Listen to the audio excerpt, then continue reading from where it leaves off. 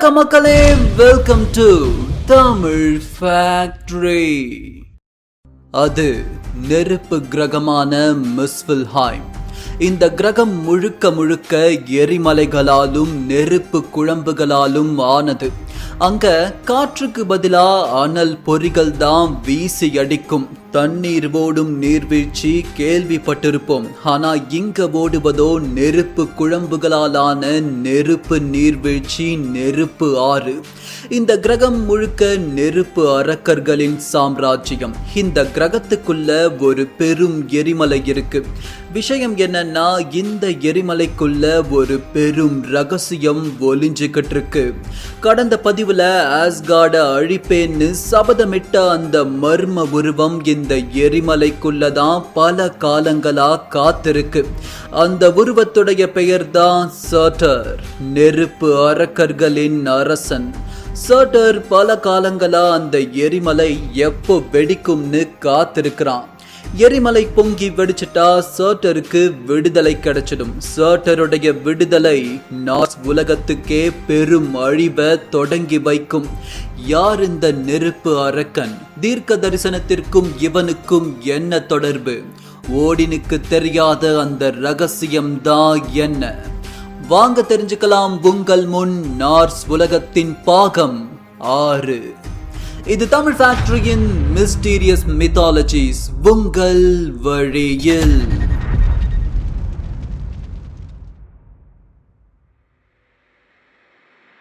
இந்த நெருப்பு அரக்கன் சர்ட்டருடைய கதை ஓடின் பிறப்பதற்கு முன்னாடி இருந்தே தொடங்குது.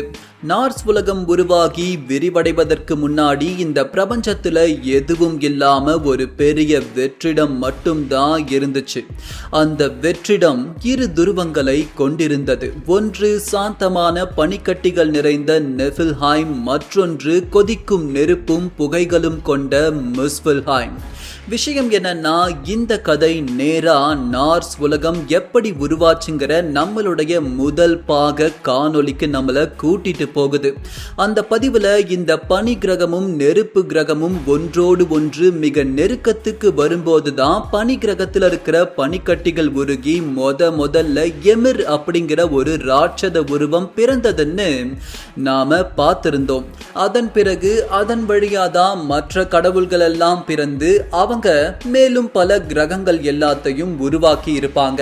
விஷயம் என்னன்னா, நாம இதுவரைக்கும் பார்த்தது கதையின் ஒரு பக்கத்தை தான். சொல்லப்படாத கதையின் மறுமுனையில் இருப்பது இந்த சர்ட்டர். உருகும் பனி கிரகத்துக்கு எதிரே இருந்த அந்த நெருப்பு கிரகத்திலும் எமிர் போலவே ஒரு ராட்சத உருவமான சர்ட்டரும் வெளிவர காத்திருந்துச்சு. ஆனா சர்ட்டருடைய நேரம் இன்னும் வரல. அந்த எரிமலை வெடிப்பதற்காக பல காலங்களா அந்த எரிமலைக்குள்ள அந்த நெருப்பு ராட்சத அரசன் காத்திருக்க ஆரம்பிச்சான். எமிர் மாதிரியே நார்ஸ் உலகத்துக்குள்ள சர்ட்டருடைய பிறப்பும் பெரும் ரகசியம்தான்.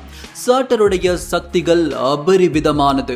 சர்ட்டர் கண்களை திறந்து பார்த்தாலே மிட்கார்ட்ல இருக்கிற மனிதர்கள் பொசுங்கி சாம்பலாகி எலும்பு மட்டும்தான் மிச்சம் இருக்கும். அந்த அளவுக்கு முழுக்க முழுக்க நெருப்பாலேயே உடல் கொண்டவன் தான் இந்த சர்ட்டர்.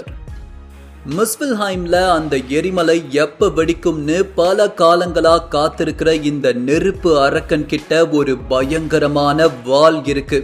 இது சாதாரண வாள் இல்ல, இதோடைய பெயர் சர்ட்டர் லோகி. இது எப்பவுமே எரிஞ்சுக்கிட்டு இருக்கிற ஒரு பிரம்மாண்டமான வாள். இந்த வாள் சூரியனை விட பல மடங்கு வெளிச்சத்தை உமிழக்கூடிய சக்தி வாய்ந்தது. ஆஸ்கார்டையும் இந்த மொத்த பிரபஞ்சத்தையும் அழிக்கிறது மட்டும்தான் சர்ட்டருடைய பிறப்பின் நோக்கமே. ராக்னராக், அந்த தீர்க்க தரிசனம் சர்ட்டருடைய கையால தொடங்குவது தான் விதி. விஷயம் என்னன்னா, இந்த சர்ட்டரை தடுக்கிற சக்தி இந்த பிரபஞ்சத்துல யாருக்குமே கிடையாது. ஆமா, ஓடினுடைய சக்திகளும் இந்த நெருப்பு அரக்கனுக்கு முன்னாடி ஒண்ணுமே இல்லை. நார்ஸ் உலகத்துல இந்த சர்ட்டரை காயப்படுத்தக்கூடிய ஒரு ஆயுதமும் இல்லை. சுருக்கமாக சொல்ல வேண்டுமென்றால், அவன் இரத்தத்தில் ஓடுவது எரிமலை குழம்பு. அவன் மூச்சு காற்றில் வருவது எரிமலையின் புகை. அவன் கண்களில் தீராத பகை. ஆக மொத்தம் அழிக்கவே அவதரித்தவன் இந்த சர்ட்டர். சர்ட்டர் வெளியே வரணும்னா அது ஒருத்தரால மட்டும்தான் முடியும், அதுதான் லோக்கி. இந்த பிரம்மாண்டமான நெருப்பு அரக்கனை வெளியே கொண்டு வரக்கூடிய சாவி லோக்கியுடைய கையில தான் இருந்துச்சு. லோக்கி செய்ய போற ஒரு பெரிய குரூரத்தனம் தான் சர்ட்டரை வெளியே கொண்டு வர போகுது. அப்படி லோக்கி என்ன செய்ய போறாரு வாங்க பார்க்கலாம்.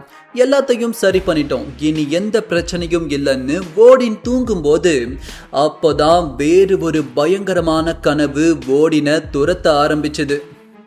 அந்த கனவுல அவருடைய ஆசை மகன், கடவுள்களுக்கெல்லாம் பிரியமான ஒளியின் கடவுளான பால்டர் இறந்து போற மாதிரி ஒரு காட்சிய ஓடின் பாக்குறாரு. பதறி அடிச்சுக்கிட்டு எழுந்த ஓடின் கொஞ்சம் ஆழ்ந்து யோசிக்கிறாரு. முன்னாடி வந்த கனவு மாதிரியே இந்த கனவுக்கும் ஏதோ ஒரு அர்த்தம் கட்டாயம் இருக்கணும்னு அவருடைய மனம் சொல்லுச்சு.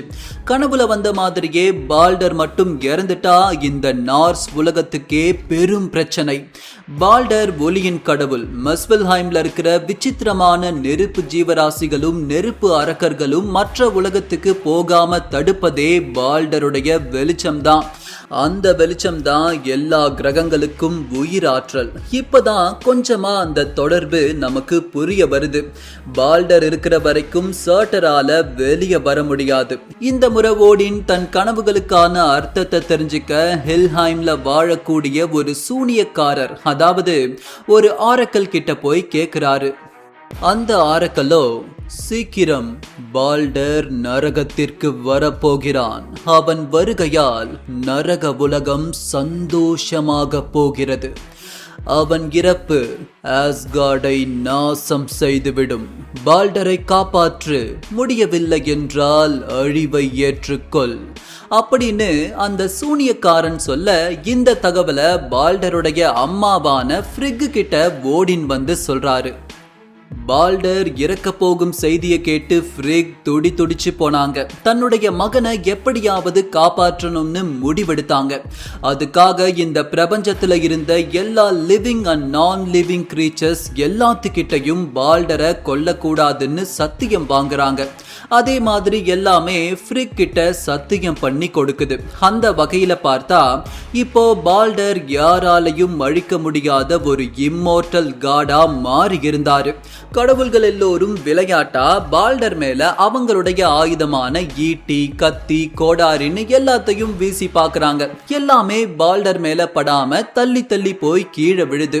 இத மற்ற கடவுள்கள் எல்லோரும் வேடிக்கையா பார்த்துக்கிட்டு இருந்தப்போ ஒருத்தர் மட்டும் மூலையில நின்னு மனசுக்குள்ள குரோதம் நெருப்பா எரிய பார்த்துக்கிட்டு இருந்தாரு. அது வேற யாரும் இல்ல, லோக்கியே தான். லோக்கி மனசுல எழுந்த ஒரே கேள்வி, என்னுடைய குழந்தைகள் எல்லோரும் சிறைப்பட்டு கஷ்டப்படணும், ஆனா ஓடினுடைய மகன் மட்டும் சந்தோஷமா, அது மட்டும் இல்லாம சாகா வரத்தையும் பெறணுமா அப்படின்னு லோக்கி யோசிக்க ஆரம்பிச்சாரு. ஒரு வயதான பாட்டியுடைய வேஷம் போட்டு நேரா ஃப்ரிக் கிட்ட போனவர் லாவகமா பேசி அவங்க கிட்ட இருந்து ஒரு ரகசியத்தை தெரிஞ்சுக்கிறாரு. அந்த ரகசியம் என்னன்னா, எல்லார்கிட்டையும் சத்தியம் வாங்கின ஃப்ரிக் ஒரு விஷயத்துக்கிட்ட மட்டும் சத்தியம் வாங்காம விட்டு இருப்பாங்க. அதுதான் ஆஸ்கார்டுக்கு வெளியே இருக்கிற குட்டையான புல்செடி மெலிஸ்டோ. இது எப்படி பால்டரை கொல்ல முடியும்னு நினைச்சவங்க அது கிட்ட மட்டும் சத்தியம் வாங்காம விட்டுடுறாங்க. அவ்வளவுதான். லோக்கி வேக வேகமா போய் அந்த செடியை பறிச்சு அதை ஒரு கூர்மையான குறு அம்பா மாத்தினாரு. ஒரு சாயங்கால வேலையில கடவுள்கள் வழக்கம் போல பால்டர் மேல பொருட்களை வீசி விளையாடிக்கிட்டு இருந்தாங்க. அந்த இடத்துல பால்டருடைய தம்பியான ஹோடர் ஒரு ஓரமா தனியா நின்னுகிட்டு இருந்தாரு. ஹோடருக்கு கண்கள் தெரியாது. அவர்கிட்ட போன லோக்கி, நீ மட்டும் ஏன் சும்மா நின்னுகிட்டு இருக்க அப்படின்னு சொல்லி அந்த குறு அம்ப அவன் கையில கொடுத்து பால்டரை நோக்கி வீச சொல்றாரு. லோக்கி அதற்கு வழிகாட்டவும் செஞ்சாரு. ஹோடரும் அப்படியே வீச மற்ற ஆயுதங்கள் எல்லாம் பால்டர் மேல பட்டு தூரமா போய் விழும்போது இந்த சின்ன அம்பு மட்டும் ஊசி மாதிரி பால்டருடைய இதயத்துக்குள்ள பாஞ்சுது. அடுத்த கணம் பால்டர் பொத்துன்னு தரையில விழுந்தான். உடனே ஆஸ்கார்டே இருட்டுக்குள்ள மூழ்குச்சு. இதே மற்றொரு முனையில முஸ்பெல்ஹைம்ல அந்த பிரம்மாண்டமான எரிமலை வெடிச்சு சிதற உள்ளுக்குள்ள இருந்து யுக யுகமா தனக்குள் அடக்கி வைத்திருந்த ஆக்ரோஷத்தோடு உடைச்சுக்கிட்டு வெளியே வந்து நிக்கிறான் சர்ட்டர். சர்ட்டரும் அவனுடைய படைகளும் அந்த நெருப்பு கிரகத்துல ஒன்னா கூட ஆரம்பிச்சாங்க. இப்போ மீண்டும் ஆஸ்கார்டுக்கு வந்தோம்னா பால்டர் விழுந்த மறுகணம் லோக்கி அங்க இருந்து மறைந்து போனாரு. தன்னோடு செய்த ரத்த ஒப்பந்தத்தை மீறி லோக்கி தன் மகனை கொன்னதுனால அவன் கற்பனை பண்ண முடியாத ஒரு தண்டனைய கொடுக்க ஓடின் நினைச்சாரு. மறைந்து போன லோக்கி ஒரு மீனா மாறி ஆஸ்கார்டுடைய ஆத்துக்குள்ள ஒளிஞ்சுக்கிறாரு. எப்படியோ கண்டுபிடிச்ச தார் தன்னுடைய மின்னல் சக்திய ஆற்றுக்குள்ள இறக்க மீனா இருந்த லோக்கி மட்டும் துள்ளி வெளியே வந்து விழுந்தாரு. கடவுள்கள் அனைவரும் லோக்கிய ஒரு இருண்ட குகைக்குள்ள இழுத்துட்டு போனாங்க. அங்க 3 பெரிய பாறைகள் வைக்கப்படுது. லோக்கியுடைய மற்ற 2 மகன்களான நர்ஃபி மற்றும் வலி அங்க வரவழைக்கப்பட்டாங்க. ஓடின் தன்னுடைய சக்தியால லோக்கி பார்த்துக்கிட்டு இருக்கும் போதே வலிய ஒரு ஓநாயா மாற்றி அவனையே தன் தம்பியான நர்ஃபிய கடிச்சு கொதறி கொல்ல வைக்கிறாரு. இறந்து போன நர்ஃபியுடைய குடலை உருவி அதையே ஒரு சங்கிலியா மாற்றி லோக்கிய அந்த 3 பாறைகள்ல கட்டி போடுறாங்க. ஒரு தந்தைக்கு இதை விட ஒரு பெரிய தண்டனை இருக்க முடியாது. ஆனா ஓடினுடைய கோபம் அதோட அடங்கி போகல. அந்த குகையுடைய கூரையில லோக்கியுடைய தலைக்கு நேரா ஒரு பயங்கரமான விஷம் கொண்ட பாம்பை தொங்க விடுறாரு ஓடின். அந்த பாம்புடைய வாயில இருந்து சொட்டு சொட்டா விஷம் லோக்கியுடைய கண்கள்லையும் முகத்திலையும் விழுது. லோக்கிக்கு மரணம் ஏற்படாது. ஆனா அந்த விஷம் படும் போது ஏற்படும் வலி நரகத்தை விட கொடுமையா இருந்துச்சு. லோக்கியுடைய மனைவி சிகின் லோக்கி படும் வலிய பார்த்து கண்ணீர் விட்டாங்க. ஒரு கிண்ணத்தை ஏந்தி அந்த விஷம் லோக்கி மேல படாம பிடிக்க ஆரம்பிக்கிறாங்க. ஆனா அந்த கிண்ணம் நிறைந்ததும் அதை வெளியே போய் ஊத்திட்டு வர்ற அந்த சில நொடிகள்லயே லோக்கி அந்த விஷத்துல குளிச்சிருப்பாரு. லோக்கியின் கதறல் சத்தம் நரகம் வரைக்கும் கேட்டுச்சு. நரகமான ஹெல்ஹைம் வரைக்கும் கேட்கும் போது அதுக்கு பக்கத்துல இருக்கிற நெஃபில்ஹைம்க்கு கேட்காதா?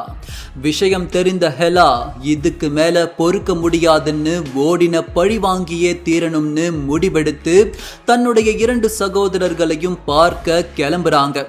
அவங்களோடு சேர்ந்து நெஃபில்ஹைமுடைய மரண படைகளும் இணைந்து கொண்டது.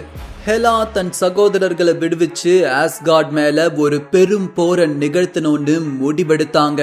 ஒரு பக்கம் ஹெலா தன் பயணத்தை தொடங்க, இதே மற்றொரு முனையில முஸ்பெல்ஹைம்ல சர்ட்டர் தன்னுடைய பிரம்மாண்டமான கத்திய தூக்கி தோல் மேல வச்சுக்கிட்டு ஆஸ்கார்டை நோக்கி நடை போட ஆரம்பிச்சான். அவனுக்கு பின்னாடி லட்சக்கணக்கான நெருப்பு அரக்கர்கள்.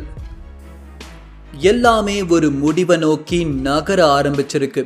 தீர்க்க தரிசனம், அந்த ராக்னராக் கூடிய விரைவில் நடக்க போகுது. ஓடினும் அவனோடு இருக்கக்கூடிய கடவுள்களும் எதிர்த்து வரும் இந்த மாபெரும் சக்திகளை எதிர்கொள்வாங்களா? நார்ஸ் புராணத்தின் முடிவு எப்படி இருக்க போகிறது? நிறைவு பாகம், அடுத்த பாகம், end game of Norse mythology. நிறைவு பகுதியோடு விரைவில் சந்திப்போம். அதுவரை பார்க்க வேண்டிய பதிவுகள் பல ஆயிரம். உங்கள் ஆதரவு எங்களுக்கு உற்சாகம் தரும். தாமதம் வேண்டாம், இப்போதே இணைந்திடுங்கள் தமிழ் ஃபேக்டரியுடன். விரைவில் சந்திக்கிறேன். நன்றி.